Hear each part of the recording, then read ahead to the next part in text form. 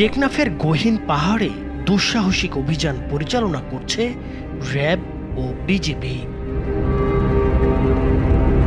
টানা 12 ঘন্টার এই রুদ্ধশ্বাস অভিযানে পাচারের জন্য আটকে রাখা 84 জনকে উদ্ধার করা হয়েছে। একই সাথে আটক করা হয়েছে পাচারকারী চক্রের 3 সদস্যকে।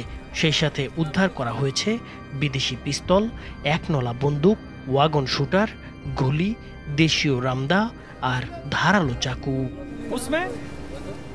বিজিবি জানিয়েছে, বাংলাদেশ, মিয়ানমার ও মালয়েশিয়ায় বিস্তৃত আন্তর্জাতিক মানব পাচার চক্র স্থানীয় কিছু প্রভাবশালীর ছত্রছায়ায় সক্রিয় রয়েছে। মালয়েশিয়ায় থাকা পাচারকারীরা স্থানীয় সহযোগীদের দিয়ে যাত্রী সংগ্রহ, আটকে রাখা ও মুক্তিপণ আদায় করে।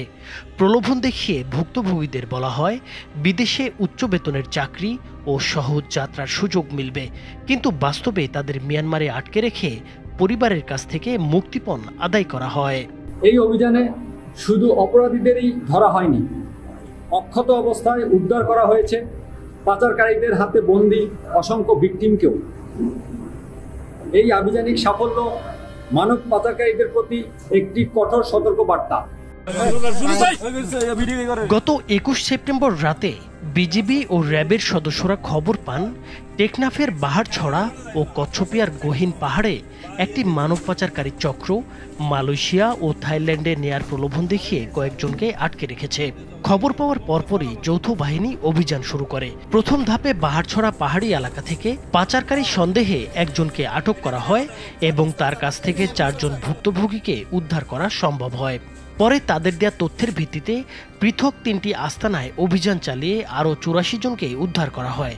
উদ্ধার হওয়া ব্যক্তিদের মধ্যে রয়েছেন 18 জন বাংলাদেশি নারী পুরুষ এবং 65 জন রোহিঙ্গা। চলতি বছরের জানুয়ারি থেকে আগস্ট পর্যন্ত টেকনাফ সীমান্ত এলাকায় মানব পাচারের সঙ্গে জড়িত সন্দেহে 62 জনকে আটক করেছে বিজিবি।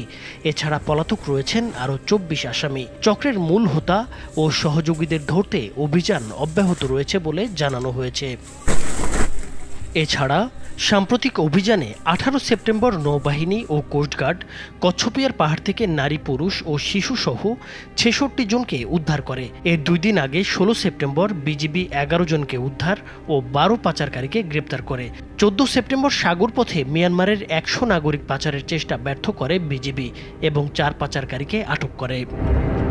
আইনশৃঙ্খলা বাহিনী জানিয়েছে, সীমান্ত এলাকায় মানব পাচার দমনে কঠোর নজরদারি ও নিয়মিত অভিযান চলমান থাকবে।